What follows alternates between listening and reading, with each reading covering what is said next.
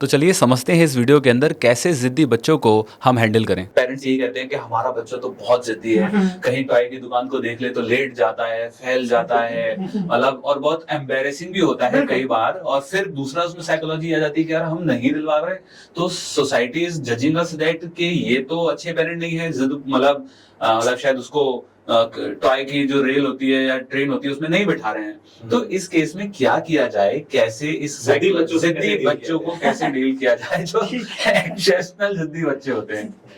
तो देखो, इसका सबसे बेस्ट सॉल्यूशन है, मैं 3 स्टेप्स में इसका आंसर दूंगा और इससे रिजल्ट एक दिन में नहीं मिलेंगे। टू बी ऑनेस्ट, आपको ये लगातार 1-2 महीने ट्राई करना पड़ेगा, तब परमानेंट सॉल्यूशन मिलेगा।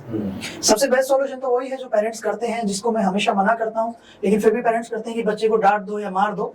तो देखो, अगर बच्चा जिद कर रहा है, ठीक है, एक होता है लेफ्ट ब्रेन, एक होता है right brain. Left brain logical, right brain emotional. तो जब बच्चा रो रहा है, जिद कर रहा है, तो उसका लॉजिकल ब्रेन काम नहीं कर रहा है उस टाइम। तो अगर हम उस टाइम बच्चे को समझाने लगे, उसे डांटने लगे, उसके ऊपर चिल्लाने लगे, तो वो हमारे लिए वेस्ट ऑफ एनर्जी है। उस चीज का कोई मतलब नहीं है। अगर हम इसे सिंपल भाषा में और समझने की कोशिश करें कि अगर एज ए स्पाउस आप अपने पार्टनर के ऊपर चिल्ला रहे हो, आपको बहुत गुस्सा आ रहा है और आप सोच रहे हो कि आज तो मुझे बहुत ज्यादा लड़ाई करनी है, आप बहुत गुस्से में हो, और जैसे ही आपके पार्टनर सामने आते हैं आप उनके ऊपर चिल्लाने लग जाते हो। तो आपके पार्टनर के सामने 2 ऑप्शन है, या तो वो शांति से आपकी सारी बातें सुन लें, चुप रहें, तो वो लड़ाई आपकी 10 मिनट 15 मिनट में खत्म हो जाएगी, या फिर वो आपके ऊपर चिल्लाने लगे, वो भी लड़ाई करने लगे, तो वो लड़ाई लंबी खिंचेगी और 2-4-5 दिन आपकी बातें भी नहीं होंगी, सिचुएशन बहुत ज्यादा खराब हो जाएगी। सेम चीज बच्चों के साथ होती है। जब बच्चा गुस्सा कर रहा है, जिद कर रहा है, तो एज ए पेरेंट हमें शांत रहना है, काम रहना है, क्योंकि अगर हम चिल्लाएंगे, कुछ बोलेंगे, तो बच्चा समझ नहीं रहा है उस टाइम। हम भी जब गुस्से में होते हैं, हमें चीजें समझ नहीं आती, हमें कोई भी आके कुछ भी समझाए, हम नहीं समझ पाते हैं उस टाइम, तो हमें गुस्सा नहीं करना है उस टाइम, काम रहना है। क्योंकि बच्चे के अंदर मिरर न्यूरॉन्स होते हैं, वो देख रहा है सबकॉन्शियसली कि मेरे पेरेंट्स शांत हैं, काम है, तो वो सीख रहा है शांत रहना। और अगर हम भी चिल्लाने लग जाएंगे, बच्चा चिल्ला रहा है, फिर बच्चा और ज्यादा चिल्ला रहा है, क्योंकि मिरर न्यूरॉन्स क्या देख रहे हैं, चिल्लाना है, फिर हम और चिल्लाएंगे, फिर बच्चा और चिल्लाएगा, और ये ड्रामा चलता रहेगा। ना बच्चा चुप होगा, ना हम चुप होंगे।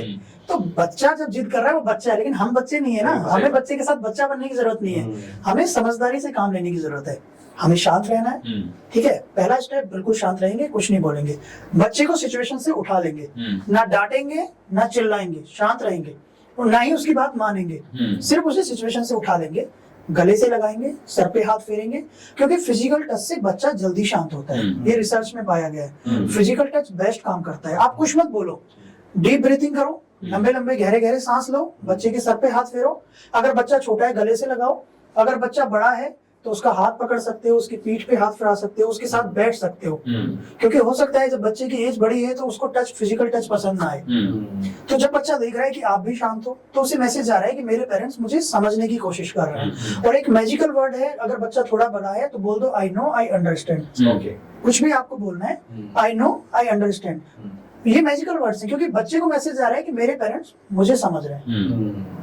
जब आपने ये किया, ये 2 स्टेप हो गए, बच्चा शांत हो गया। अब बच्चा शांत हो गया, अब आपको एकदम से लेक्चर देने की जरूरत नहीं है। अब बच्चे को अच्छे मूड में ले आओ 2-4 घंटे बाद, और जब बच्चा आपके साथ बहुत अच्छे मूड में है, फिर आप उसे वो चीज समझाओ कि आपने उसकी बात क्यों नहीं मानी। लॉजिकल रीजन दो उसके पीछे का, सही या गलत जो भी आपका पॉइंट है वो उसे समझाओ। जब उसका लॉजिकल माइंड एक्टिवेट, जब उसका लॉजिकल माइंड समझने की हालात में आ चुका है, अब आपने उसे एक बार समझा दिया, लेकिन आप बोलोगे कि तो बच्चा 2-4 दिन बाद सेम चीज रिपीट कर रहे हैं। हम बड़े भी एक बार में कहाँ समझते हैं, ब्रेन में पैटर्न बनने के लिए टाइम लगता है। सबकॉन्शियस माइंड में जब कोई चीज जाती है तो उसमें टाइम लगता ही लगता है, क्योंकि अगर थोड़ा डीप में जाए तो RAS एक फिल्टर होता है दोनों के बीच में, रेटिकुलर एक्टिवेटिंग सिस्टम, जो चीजों को अलाउ करता है तभी जब वो फैमिलियर हो जाती हैं। लगभग 20 से 30 दिन तक जब एक ही चीज आप रिपीट करते हो, तब सबकॉन्शियस माइंड में जाती है। इसलिए बोलते हैं कि किसी भी चीज को अगर हैबिट बनाना है तो कम से कम 21 दिन आपको लगातार करना पड़ेगा, तभी उसके रिजल्ट्स मिलने लगेंगे। तो हमें लगातार वो चीज समझानी पड़ेगी, काम रह के समझानी पड़ेगी, प्यार से समझानी पड़ेगी, सही गलत बताना पड़ेगा। और जब हम बार बार वो करेंगे 1-2 महीने तक, तो बच्चे के सबकॉन्शियस माइंड में वो चीज चली जाएगी और वहां से रिजल्ट्स आने लगेंगे।